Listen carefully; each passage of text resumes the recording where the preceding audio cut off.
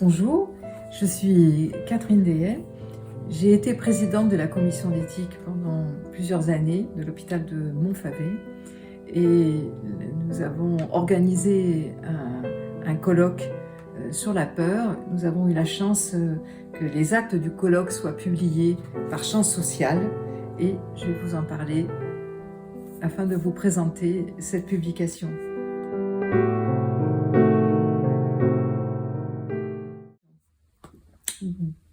C'est le fruit d'un travail collectif de la commission d'éthique où nous avons abordé ce thème à l'occasion de discussions au sein de la commission d'éthique. Une commission d'éthique qui regroupe des psychologues, des infirmiers, des personnes administratives, des médecins et même des personnes extérieures de l'hôpital. Nous nous réunissons toutes les 6 semaines pendant toute l'année. Nous avons déjà organisé 3 colloques et à la suite de ce thème, nous avons décidé donc de faire ce colloque sur le thème de la peur. La peur, j'ai peur, comment je me soigne, comment je soigne et comment je me soigne, s'adresse aussi bien aux patients qu'aux soignants.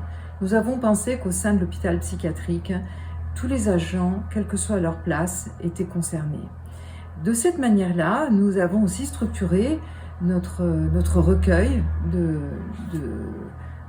pour préparer ce colloque sous la forme de témoignages et nous avons cherché les témoignages à l'intérieur de l'hôpital de soignants, de non-soignants et de patients. Certains de ces témoignages écrits sont dans notre recueil. D'autres témoignages oraux ont eu lieu pendant le colloque, témoignages d'infirmiers particulièrement en difficulté avec certaines situations. Et nous avons aussi eu la chance d'avoir une création tout à fait spéciale pour ce colloque en sollicitant l'équipe théâtre, l'équipe de l'autre scène, le théâtre de l'autre scène, qui a l'habitude de travailler et de présenter des pièces au Festival d'Avignon chaque année. Nous leur avons demandé s'il était possible de faire une création pour nous à partir des situations que nous rencontrions à l'hôpital de Montfavet. Et effectivement, il y a cette création qui est retranscrite dans ce recueil et la présentation a introduit, la représentation de cette pièce a introduit notre colloque sur la peur et nous a transporté d'émotions et d'authenticité pour nous mettre dans la matière. Nous avons souci, lors de ces colloques, de transmettre non seulement des enrichissements théoriques divers, c'est pour ça que nous faisons venir des personnes extérieures, des conférenciers, mais il est important de travailler de l'intérieur l'éthique, d'apprivoiser cette posture, d'apprendre à penser, à réfléchir, à faire des pas de côté.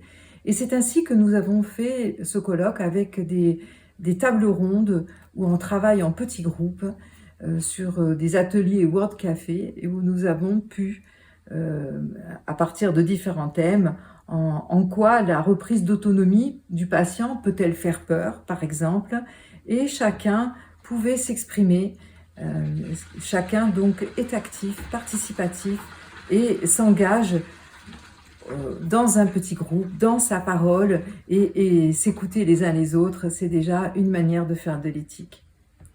Nous avons fait venir Daniel Moise, professeur d'agrégé, professeur de philosophie agrégé, qui est également chercheur associé au Centre d'études des mouvements sociaux au CNRS EHSS. Elle écrit de nombreux articles et particulièrement sur des problématiques éthiques et elle est membre du groupe d'éthique de l'Association des paralysés de France. Elle nous a éclairé, donné un éclairage en tout cas, inspiré de son inspirateur qui est Martin Heidegger et qui nous a permis encore de faire quelques pas de côté. La fin de l'ouvrage, c'est notre travail collectif au sein de la commission éthique où nous avons tous recueilli dans la littérature et travaillé à ce thème de la peur pour mieux comprendre. Donc un travail de recherche de la commission d'éthique qui termine à la fois le colloque et cet ouvrage. Bonne lecture!